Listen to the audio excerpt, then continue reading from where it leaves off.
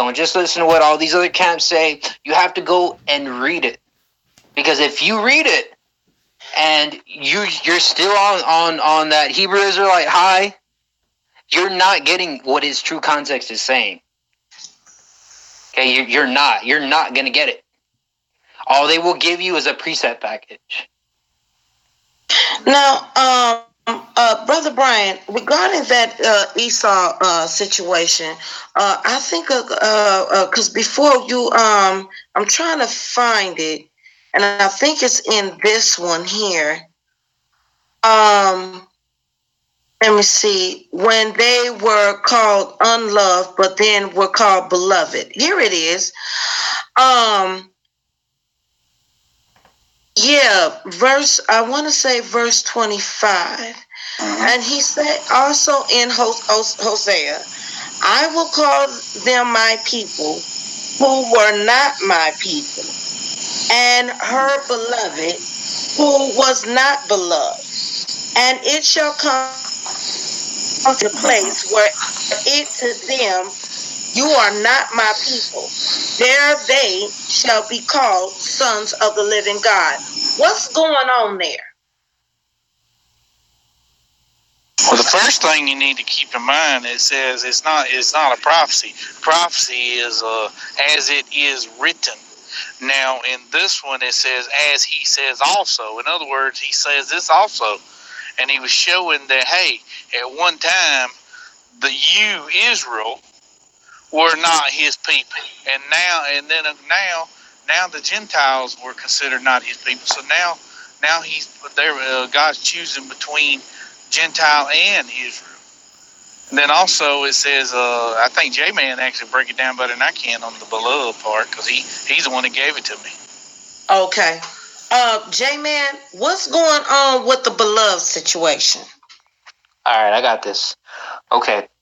So now first you have to understand in verse 13 it says, Jacob have I loved, Esau have I hated. Now you have to understand that when we go down to the scripture that he just brought out, what was verse, you have it up there. Oh, real quick, J-Man, hold on. Let's make this very clear to these foolish people and to the people that they want to lie to. God did not hate Esau because of his skin color. He hated Esau because he knew what he was going to do with his birthright. Stop it. Okay? Go ahead. That she doesn't even know. This right here is the weakest understanding of anybody trying to teach anything in scripture. She said the Lord hated Esau because what he was going to do with his birthright. Okay? So, I mean, that's just ridiculous. That's terrible. I mean, just threw it out there and just left it at that. But, you know, I could get into that later and what does hate and love actually mean. But that's what the pagan Christianity does to you. It has you feeling all googly goggly, you know, emotional, and just thinking, hey, you know, this feels good, so this has to be love. That has nothing to do with Esau is hated. But listen on. Okay. So this is very easy. Okay, so it says, Jacob have I loved, but Esau have I hated. So let's just throw that out. Okay, it says Esau have I hated, right? Okay.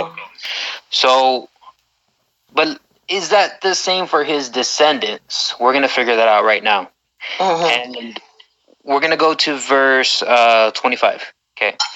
And it says this, as he says also in Hosea, I will call them my people who were not my people, and her beloved who was not beloved. Okay. So that word beloved means loved. It's the same word. If you go back to verse 13, okay, it says, Jacob have I loved, right? So that's the same word. It's agapo. It's the same word that you'll find here. And her beloved. It's the same word. Okay. So, and it says, I will call her loved who was not loved. So from verse 13, who was not loved?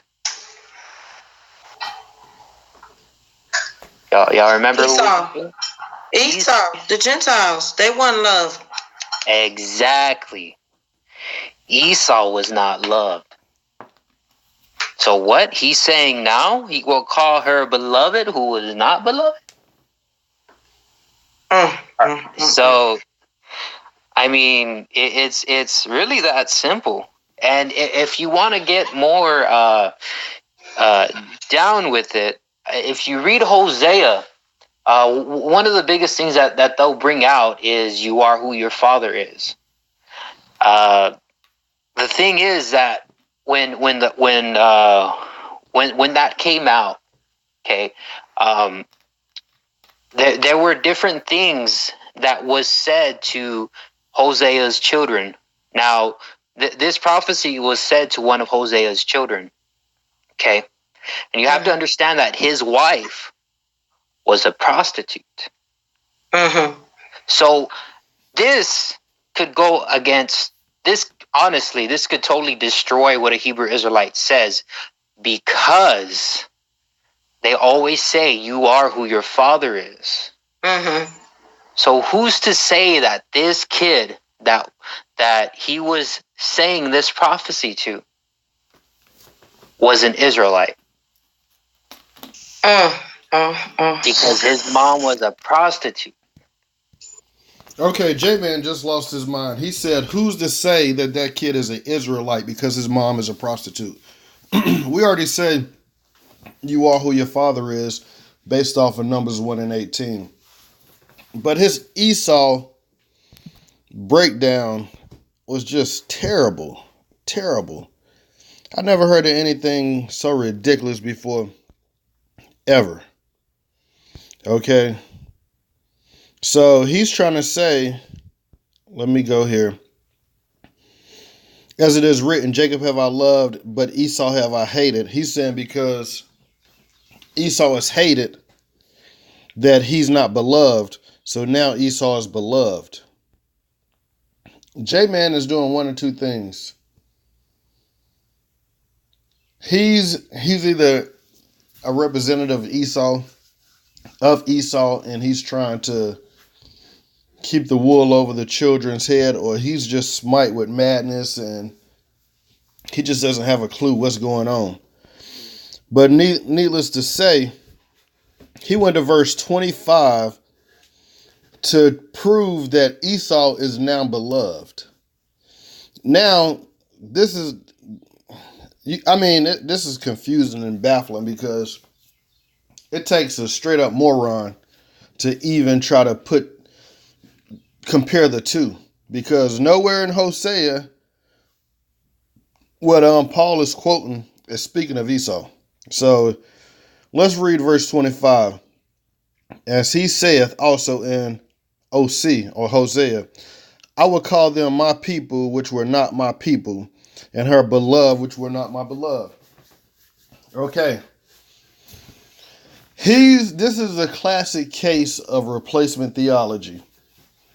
He's not only trying to replace Israel with Gentiles, he's also trying to replace Israel with Edomites. So let's go to Hosea and see what Paul is really referencing. Okay. Let's go to Hosea 2 and 22 is where it is. Let's start at the first verse just to get a premise. Hosea 2 and 1. And say ye unto your brethren, Ami, and to your sister, Rahama, plead with your brother, and plead with your mother. Plead, for she is not my wife, neither am I her husband. Let her therefore put away her whoredoms out of her sight, and her adulteries from between her breasts, lest I strip her naked, and set her as in the day that she was born, and make her as a wilderness, and set her like a dry land, and slay her with thirst. Okay. Nowhere in there do you see Edom being spoken of. But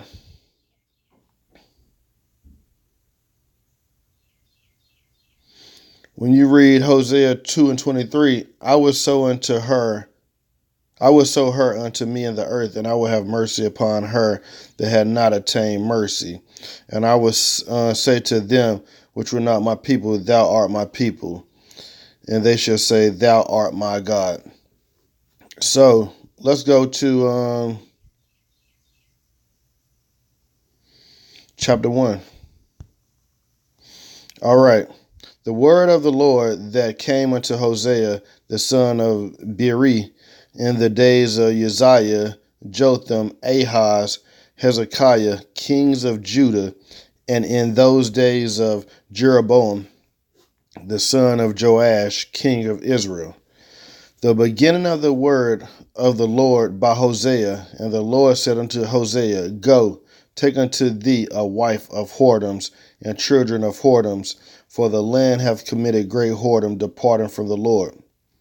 So he went and took Gomer, the daughter of Diblam, which conceived and bare him a son. And the Lord said unto him, Call his name Jezreel. For yet a little while, and I will avenge the blood of Jezreel upon the house of Jehu, and will cause to cease the kingdom of the house of Israel. Okay? So right there you see that the kingdom of the house of Israel will cease. And it shall come to pass in that day that I will break the bow of Israel in the valley of Jezreel, and she conceived again and bare a daughter. And God said unto him, Call her Loruhamah, for I will have no mercy upon the house of Israel. So now you see that that the Lord is saying he will have no mercy on the house of Israel, and I will utterly take them away. But I will have mercy on the house of Judah, and will save them by the Lord their God, and will not save them by bow, nor by sword, nor by battle, by horses, nor by horsemen.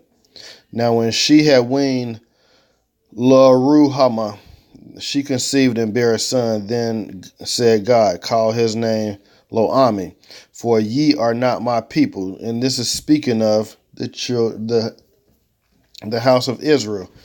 And I will not be your God. Yet the number of the children of Israel shall be as the sand of the sea, which cannot be measured nor numbered. And it shall come to pass that in the place where it is said unto them, Israel, you are not my people, there it shall be said unto them, ye are the sons of the living God. Then shall the children of Judah and the children of Israel be gathered together and appoint themselves one head. So what is J-Man talking about?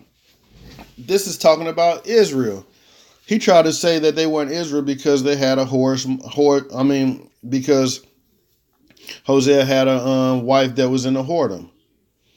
But that's basically going into Israel was being whores after other nations. Sort of like they're trying to send us in a whoredom after Esau, Edom, and the Gentile understanding of biblical texts. So as we see, J-Man doesn't have a clue in what he's talking about. So when you go back to Romans 9:25, as he saith also in OZ, I will call them my people, which were not my people, and her beloved, which was not beloved. That's talking about the children of Israel when we were whoredom and we were not the beloved because the Lord had cut off the northern kingdom or the house of Israel. This has nothing to do about the Gentiles. This has nothing to do with Esau being hated. Nowhere in there do you see Esau being loved. Because if you go to Malachi, so now this dude is just straight wicked. Because when you go to Malachi 1:4, let's see what it says. Let's start at verse 1 of Malachi 1. The burden of the word of the Lord to Israel by Malachi. I have loved you, saith the Lord. Yet ye say, wherein hast thou loved us? Was not Esau thy brother, saith the Lord? Yet I loved Jacob, and I hated Esau and laid his mountains and laid his mountains and his heritage for waste for the dragons of the wilderness. Whereas Edom saith, we are impoverished, but we will return and build the desolate places, thus saith the Lord of hosts. They shall build, but I will throw down, and they shall call them the border of wickedness, and the people against whom the Lord hath indignation forever. Okay, so the Lord just said that he has indignation forever against Esau and Edom. So you have wicked old J-Man trying to say that Esau is now a people, when you don't see this in here. Okay, and for people that don't know what indignation means, let's see.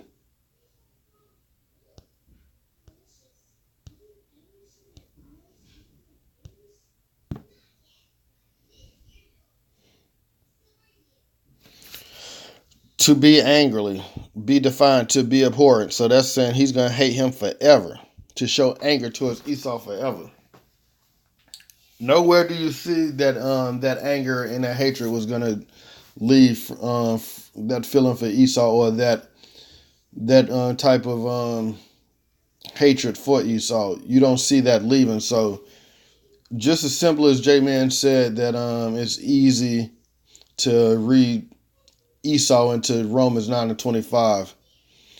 It's so easy to see that he's wicked with his wicked understanding. And for those people on that panel to let him get away with that type of wickedness, that just shows you the type of wickedness that Cherrylove, Pastor Sean Sampson, BG, Brian from Facebook, and that dude Remy, the trying to be cool black people hater, because he really hates black people. And if you pretty much disagree with Remy, he would show his hatred for blacks. He shows it all the time, and Cherry knows it, but she's under that guise of white Christ, so she sees.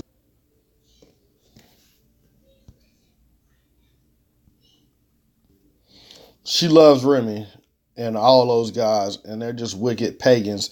And you see J-Man doesn't have a clue. So I would end this part of that segment and say shalom.